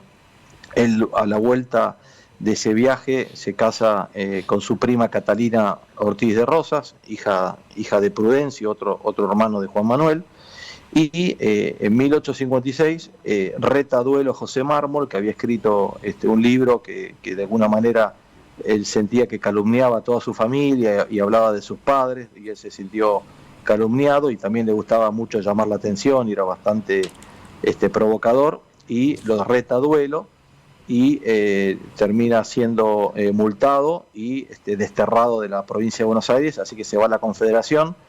En la Confederación se dedica al periodismo, trabajan en dos diarios, uno llamaba El Chaco, en la ciudad de Santa Fe, y después el otro llamaba El Nacional Argentino, que era el diario oficial del gobierno de Urquiza. Ahí conoce a personajes como Juan Francisco Seguí, que había sido profesor suyo en el colegio en Buenos Aires, pero bueno, tenía una participación destacada en la Confederación, y también al al varón belga Alfred Dugraty, que es también diputado militar y bueno, y escribió varios libros que hoy pueden ser vistos como antropológicos, pero que era un personaje que estaba en la Confederación, y también se hace amigo de Salvador del Carril, que era el vicepresidente de Urquiza, y actúa como secretario.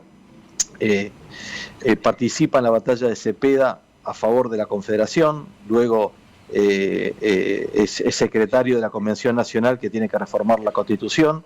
Después, ya desgastado el gobierno de Derqui, él se cruza de bando y en la batalla de Pavón lucha para Buenos Aires, y ahí ya va abandonando sus ideas federales y se acerca más al liberalismo. Ya en Buenos Aires intenta obtener una cátedra universitaria, pero la obtuvo su amigo Avellaneda. En esa época se hace amigo de Emilio Mitre, que era el hermano de Bartolomé, y lo convence de hacerse militar. La cuestión es que ingresa al ejército, es enviado al fuerte de Rosas, ahí lo conoce a Dominguito Sarmiento, hacen una gran amistad.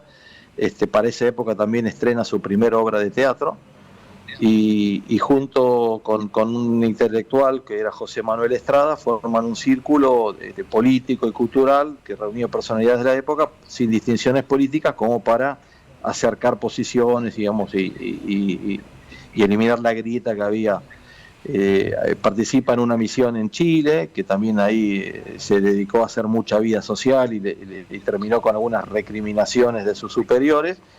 Y la guerra del Paraguay lo salva, digamos, que lo amonesten. Integra el regimiento 12 de línea como segundo jefe, tiene una actuación destacada en muchísimas batallas, y a él desde los campamentos escribía crónicas en el diario El Tribuno de los hermanos Varela, y también criticaba mucho la conducción de la guerra, criticaba al ministro Gainza, y también de alguna manera generaba la moda entre los oficiales, porque él tenía vistosos uniformes con capas y, digamos, con vestimenta no habitual, digamos, en el ejército argentino. También hay anécdotas de que jugaba al ajedrez con Bartolomé Mitre y que organizaba reuniones y comidas y bailes, pero la cuestión es que tuvo una participación muy valerosa sobre todo en Curupaití, donde muere Dominguito Sarmiento, y en Tuyutí, ¿no?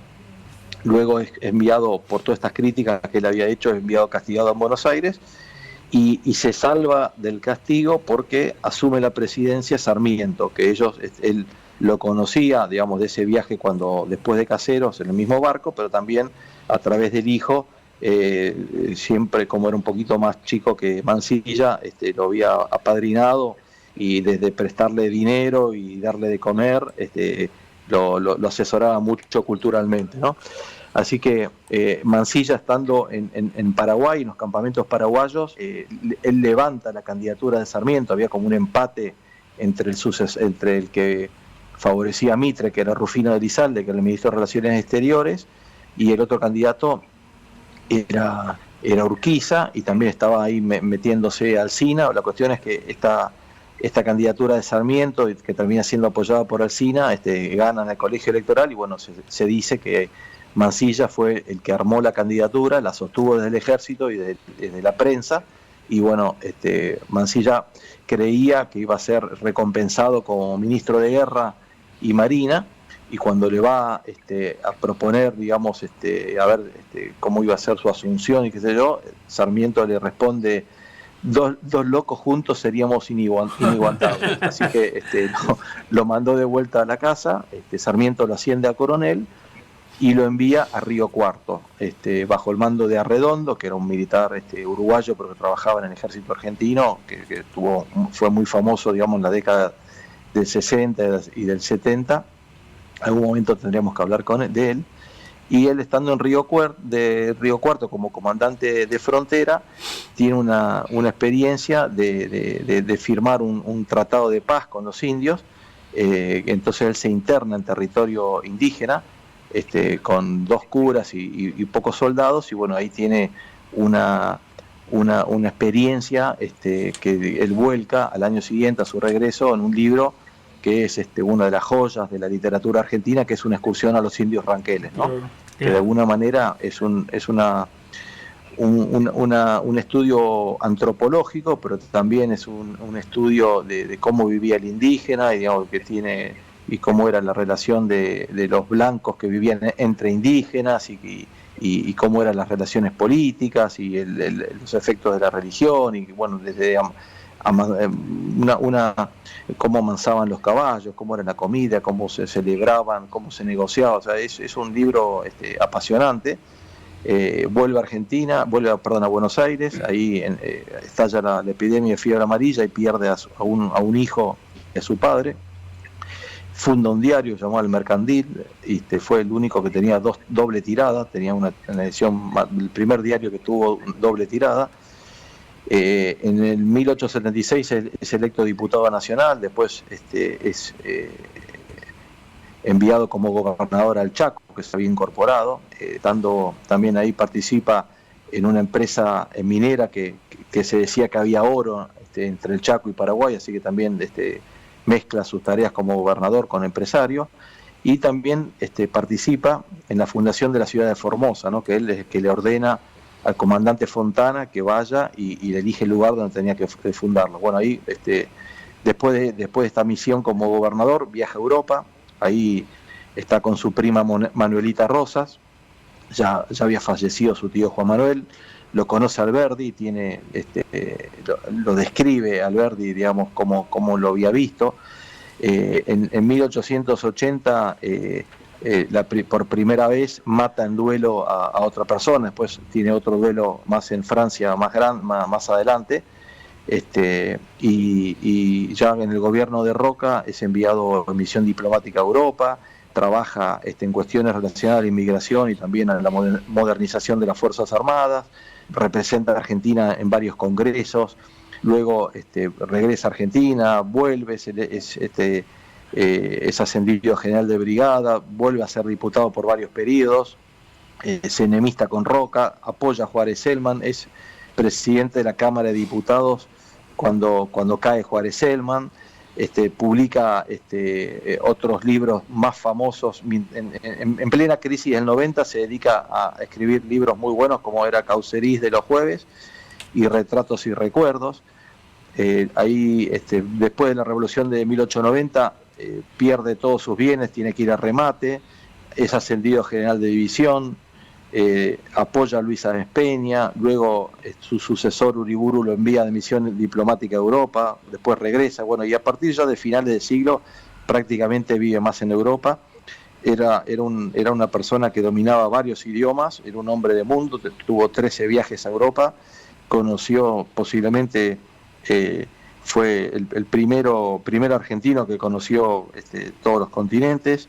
Era considerado uno de los hombres más cultos de su época y sobre todo seguramente el más viajado. En vida le tocó perder a todos sus hijos y a su esposa y perdió varias veces su fortuna y su biblioteca, que le dolía mucho, y luego volvía a recuperar. Fallece en París en 1913 y es recordado como obviamente como militar, como escritor, como periodista, como diplomático, como parlamentario, como una personalidad sumamente rica. Era las ocurrencias, las salidas, la forma de escribir tan descriptiva de las personas, de los lugares, de las situaciones, ¿no? Y sobre todo él fue una persona que por lazos familiares de Rosas en adelante trató a todos los presidentes hasta su muerte, los conocía a todos. Había sido sobrino de Rosas, había trabajado con Urquiza en la Confederación, conocía obviamente a Mitre. Él arma la candidatura de Sarmiento, íntimo amigo de Avellaneda, lo conocía a Roca de los campos de batalla del Paraguay, fue un estrecho colaborador de Juárez Celman, era amigo de Luis Sáenz Peña, trabajó obviamente con Pellegrini, también había estado en la guerra del Paraguay, y con Uriburu, o sea, con todos los presidentes que estuvieron hasta la muerte de él, que era en esa época Roque Sáenz Peña ya, él trabajó, era amigo, trabajó o colaboró con todos los gobiernos, ¿no? Es una personalidad muy rica, tal vez uno de los mayores y más originales intelectuales que tuvo Argentina, pero era un hombre que más allá de sus contribuciones a la literatura, que es donde más se destacó, pero su vida fue una novela. Realmente todo lo que hizo por lo fue que contaste, una vida de novela. Un hombre del poder realmente, porque estaba relacionado con todo el poder nacional. Y aparte sí, pero él nunca se lo tomaba, no se lo tomaba muy en serio, no era una persona que, digamos, bastante divertida, con mucho humor, muy irónico y con una gran boca. Una vez él también lo va a encarar a Roca y le dice por qué no lo había nombrado ministro de guerra, ¿no? Y Roca le dice, cuando usted aprenda a callarse la boca 6 meses, ahí lo voy a tomar en serio. Y parece que Mansilla estuvo 2 meses que no dijo nada y después no se aguantó, y él siempre participaba en todos los debates que había en los medios, en los diarios, y estuvo en el Parlamento muchísimos años. Entonces era una persona que siempre opinaba, ¿no? Y muchas veces hasta en forma un poco sarcástica y con mucho sentido del humor. Entonces a muchos les molestaba también, claro. Si bien era amigo y era del mismo palo, del mismo partido, pero a veces era un amigo incómodo. Entonces era como un personaje que era a veces, digamos, más vale tenerlo fuera que adentro. Pero siempre fue un hombre que trabajó para el país, ¿no? Más allá de que le tocó en varias cosas, ¿no? Como militar y como parlamentario y como diplomático, fue una persona, un hombre de Estado. Un personaje realmente de los lindos de la historia argentina. Con una cultura tremenda. Todos estos personajes tendrían que haber sido volcados en libros, en películas, y nosotros no tenemos en nuestro cine, por ejemplo, tratados estos temas, ¿no? Quedaría para hacer una hermosa... Sería para hacer una película sobre su vida, o incluso una película sobre una excursión a los indios ranqueles, o muchas de las historias que él cuenta en Cauceris de los Jueves, o hay otro libro que son todas las semblanzas de todos los políticos y hombres de Estado que tuvo Argentina en la segunda parte del siglo XIX, ¿no? O sea, él tenía una vista muy aguda y sabía interpretar lo que pensaban, lo que decían, lo que iban a hacer. Era muy observador, la verdad que era un tipo muy creativo, muy observador, y tenía una pluma exquisita, ¿no? Leer las cosas de él parecen escritas ayer, ¿no? O sea, nunca pierden vigencia. Qué bárbaro, ¿no? Qué bárbaro. Y aparte un hombre de mundo, porque haber hecho 13 viajes a Europa. Seguro. Aparte, fíjate vos haber estado en la India en 1850, eso es prácticamente... Había que llegar, claro. ¿Cuántos americanos habían hecho eso? Creo que nadie. Es verdad, es verdad. Muy pocos, ¿no? Estuvo en Constantinopla, estuvo en las distintas capitales, después fue embajador en la corte de Rusia, en el imperio austrohúngaro, en el imperio alemán, fue diplomático en España, en Francia, vivió en Inglaterra, es una persona realmente, y después se daba todos los gustos, ¿no? Era una persona que si tenía que gastar una fortuna en una fiesta, lo hacía, ¿no? No tenía ningún problema. Y la obsesión de ser ministro de guerra, que no pudo. Y la obsesión, sí. Siempre quiso ser ministro de guerra, claro. Sí. Y nunca pudo. Qué bárbaro. Qué personaje. Qué personaje hermoso, porque realmente uno lo conoce por las publicaciones, pero no por otra cosa. La lucha la pelea con Mármol. Claro. Sí. La vida mata a 2 personas en duelos, que no es poca cosa. Y desafía, digamos, reta duelo a Mármol, pero es apresado y bueno, lo terminan exiliando, pero también le sirvió a él para llegar a la Confederación con mucho prestigio, ¿no? A Mármol lo meten en la cárcel. No, Mármol, no. Él había un espectáculo público de unos luchadores y con mucha gente, y ahí en medio de todo ese tumulto, Mansilla lo reta duelo. Porque está la historia de las poesías que escribe Mármol contra Rosas, ¿no? Claro, Mármol escribe Amalia, y había estado exiliado en la época de Rosas, y digamos, tenía una excusa o un motivo, ¿no es cierto? A ver si... Y dice, como era sobrino, se sintió agraviado porque en ese libro había criticado a su madre y a su padre y se metía por ahí en Y cuestiones. ahí está la poesía. Si rosas te maldigo, jamás dentro de mis venas la hiel de la venganza mis horas agitó. Como hombre te perdono mis cárceles y cadenas, pero como argentino las de mi patria no. ¿No?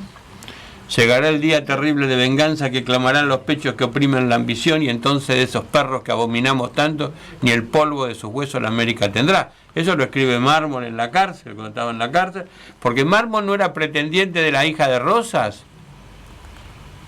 No, pudo haber sido uno de los tantos admiradores, pero no. Mientras vivió Manuelita con el padre en Palermo, no había pretendientes oficiales, ¿no? O sea, esa es la versión que yo tengo, y esas son las poesías que Mármol escribe, ¿no? Y que el hombre se la estudió de memoria, porque las tiene grabadas. No, sí, eso lo...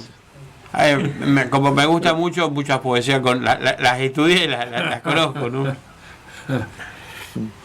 Qué linda historia, la verdad. Es un lindo autor para leer su obra, porque es una descripción de cómo era la sociedad argentina, sobre todo la de Buenos Aires en la segunda mitad del siglo XIX, ¿no? Es uno de los que mejor retrata a las personas y a la sociedad. Y obviamente la obra Una excursión a los indios ranqueles es como si fuera una continuación del Facundo y un preludio del Martín Fierro, ¿no? Son esas obras argentinas hasta la médula. Qué lindo. Bien, Adolfo, realmente como siempre brillante. Muchísimas gracias por la ilustración y por todos esos datos que salen a flote, ¿no? Porque, es decir, la historia argentina, como decimos siempre nosotros, nos quedamos con el caballo blanco de San Martín. Pero qué bárbaro, qué personaje hermoso. Bien, lindo personaje. Nos vemos la semana que viene y muchas gracias por estar. Hasta la semana que viene, Adolfo. Te mandamos un abrazo. Gracias por estar. Chao. Adiós.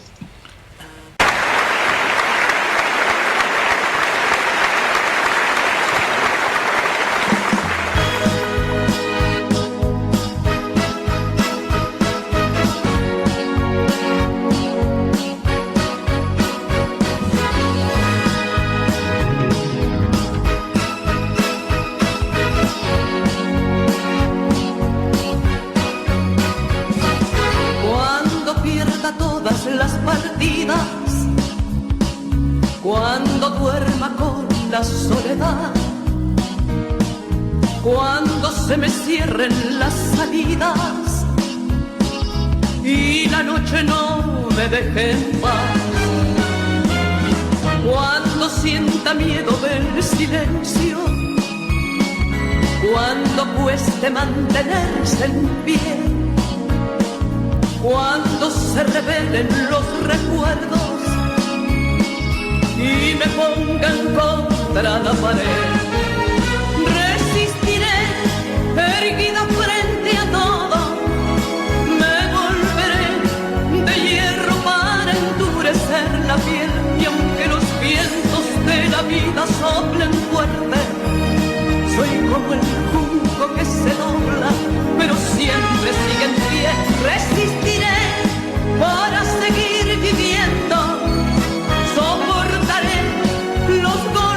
y jamás me rendiré, y aunque los sueños se me rompan en pedazos, resistiré.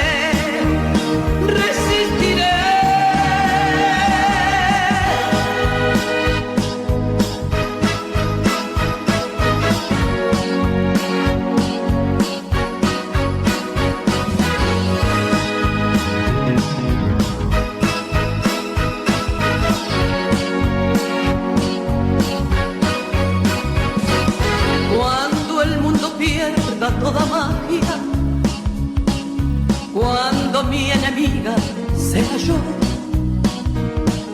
cuando me apuñalen la nostalgia y no reconozca ni mi voz,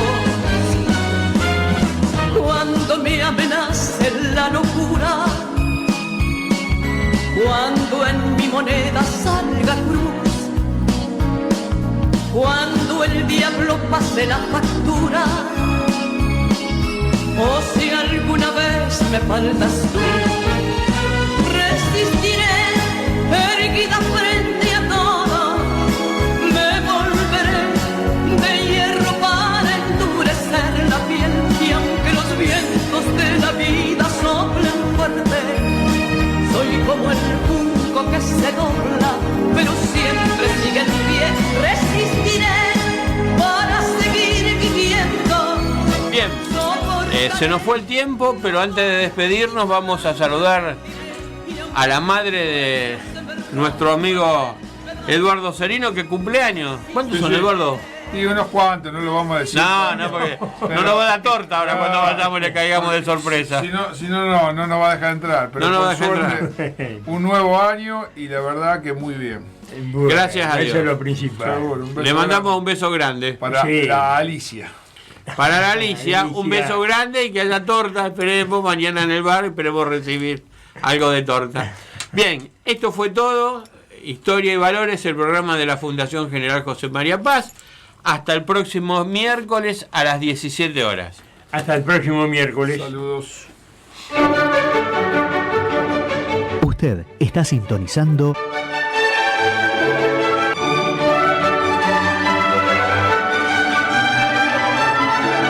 desde Rosario. Transmite Radio Rosario Clásica.